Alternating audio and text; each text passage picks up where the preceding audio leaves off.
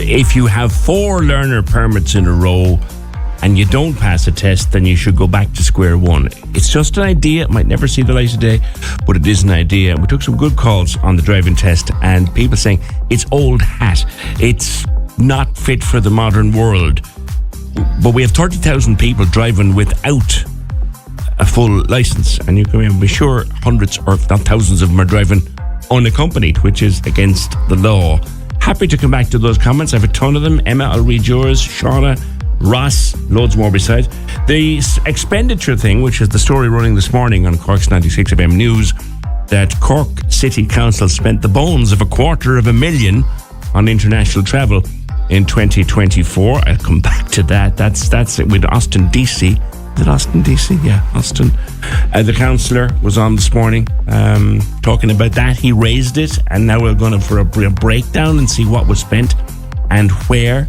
So we'll come back to that with a few more of your comments. Also, there's a very famous Irish pub in Boston which might have to close. The owners from Cork went over. I love the story. He went over for 8 weeks 40 years ago, and he's still there. I'll catch up with him a bit later, and I'll give you the question again. That might win you your way to see Ali Sherlock not once but twice. But at this stage I want to talk a bit about hypnosis with Andrew, who's got in touch with us, because Andrew, you've been working with hypnosis for a while now, and we'd all have these kind of ideas of a stage show and people running around looking for their trousers. There's an awful lot more to it than that. How did you get into it in the first place? Good morning to you. Good morning, PJ, and good morning to all your fantastic listeners. Okay, so when it comes to stage hypnosis, it's kind of more of a theatrical, and people are just, playing along with it.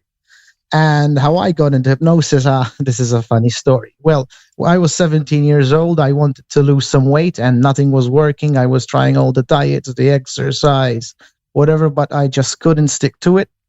And I stumbled upon a book called I Can Make You Thin by Paul McKenna. I read it. And I started reading this. Yeah. And I started reading this book, and I was like, hypnosis, like it sounds a bit woo to me.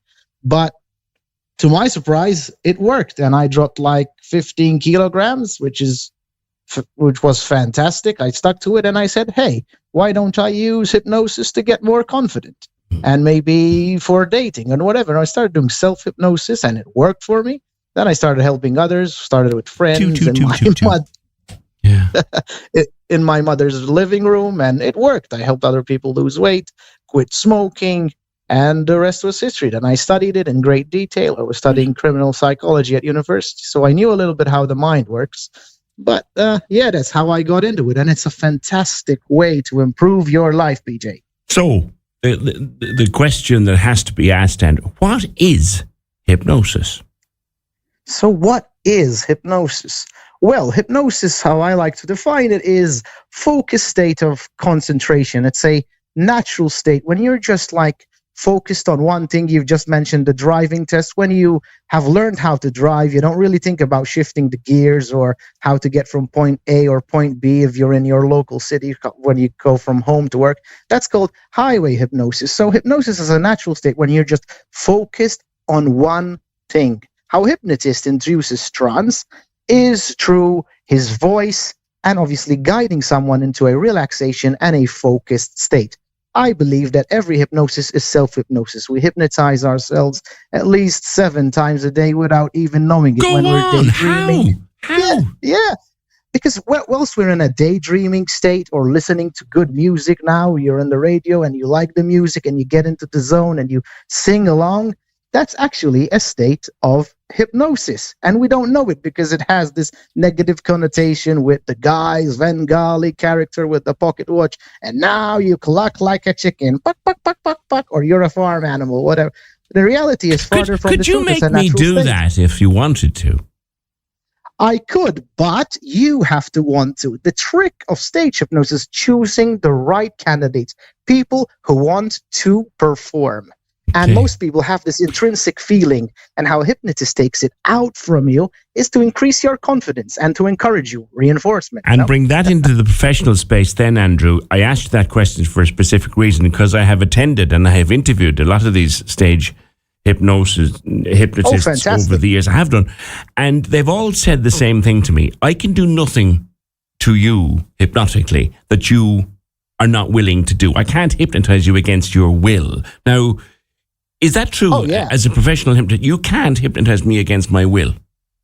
I can't. If I can hypnotize people without their will, I will go to the Bank of Ireland, would I? So this thing where a guy comes up to you on stage and they all, sleep, that's nonsense, is it? Well, it's not really not, because people are like programmed to do that. You don't see the thing beforehand is when they do the actual hypnotic induction. And now you go deeper and deeper, relaxed, and the slow part of thing. But then when you give a person a suggestion, you tell them, whenever I say sleep and I click my fingers, you will drag, drop, drift into a deeper sleep. So you just see like a mini version of it, like a clip, because we're in a TikTok society now. Oh, yeah. So you started with your own weight, and you read Paul McKenna's book, which I did. Clearly, if you met me, you'd know it did nothing for me back then. But there's the thing. You wanted to lose weight yourself, so you used that on yourself.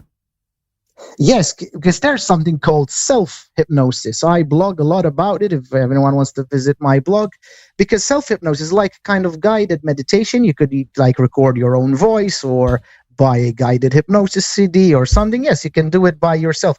But going to an actual hypnotist can help you even better, because he can know your exactly what your situation is. That's why sometimes, Paul McKenna's books don't work, because it's like not bespoke, it's just a cookie cutter.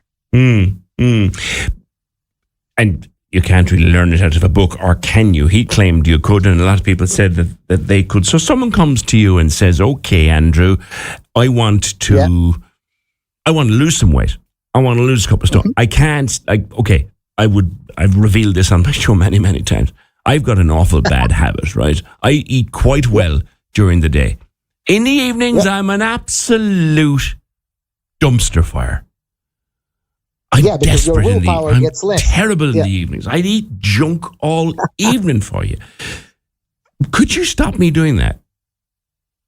Yes, of course. We have to see the pattern that you are actually doing that for. Maybe you're too stressed. Maybe you're tired. Maybe your willpower has went down, because you, as you said, you eat very well during the mornings, but then when you're tired and maybe you have the stress of during the day or whatever it might be, you eat more. So we have to see what patterns you are doing and what is the story you are telling yourself, because most of the times you are your thoughts, you are your own beliefs, Yeah. I find myself sitting down at night.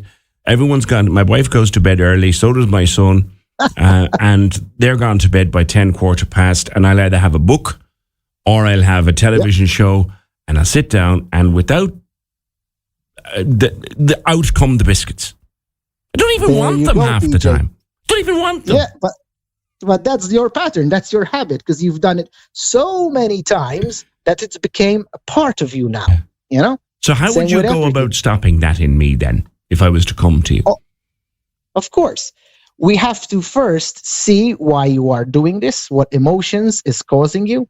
Then we will also give you hypnotic suggestions to give you the power to not reach to the biscuits, to reach for example, for a glass of water instead, or to just watch television, or to have a healthy snack. We kind of reprogram, rewire your mind, And after a couple of days, you will find yourself that the habit will not stick with you. It will be totally removed. Yeah, take a habit like smoking, which I've never smoked, but any of my friends or colleagues who've smoked and who wanted to give up have always said it's the hardest thing they ever had to do. It is so hard. Why is it so hard, Andrew?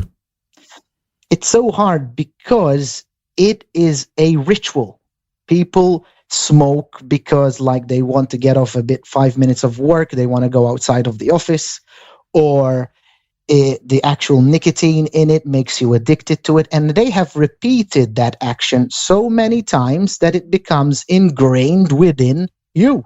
It becomes a part of you. It's like blinking your eyes, So it's very hard to let go of something that is very much a part of you. But if you are sick and tired, a lot of people that I help smoking were the people who were very sick and tired of it. If you're sick and tired, you can just give it up by, rewriting your own story. Say to yourself that I am a non-smoker, because people identify themselves as I'm a smoker or I'm a junk food eater.